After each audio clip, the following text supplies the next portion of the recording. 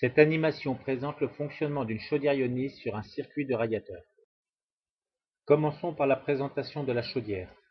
Elle se caractérise par un circuit primaire enfermé dans un coffret dont les éléments principaux sont le ioniseur, corps de chauffe permettant la production de chaleur, le circulateur du circuit primaire, l'échangeur qui permet le transfert des calories du circuit primaire de la chaudière ionise vers le circuit de chauffage, un régulateur avec deux consignes, ST1, température maximum du circuit primaire de la chaudière ionise, et ST2, température d'enclenchement et de déclenchement du circulateur du circuit de chauffage, ainsi qu'un écran digital donnant la température du circuit primaire.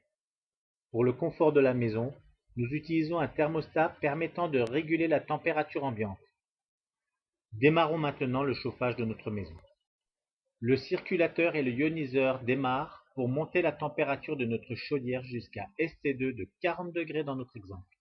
À 40 degrés, le circulateur du circuit de chauffage se met en route, permettant de monter la température de la maison jusqu'à la température souhaitée, 21 degrés dans notre exemple.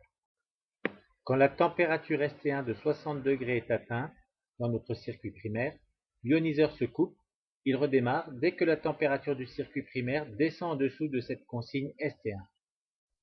La chaleur transférée par l'échangeur permet de monter la température ambiante de la maison à sa température de consigne, ici 21 degrés. Dès que la température est atteinte, le circulateur de chauffage s'arrête ainsi que l'ioniseur. La chaudière redémarre en fonction des besoins. Par ce principe, le chauffage se régule avec le démarrage et l'arrêt de l'ioniseur et du circulateur du circuit de chauffage.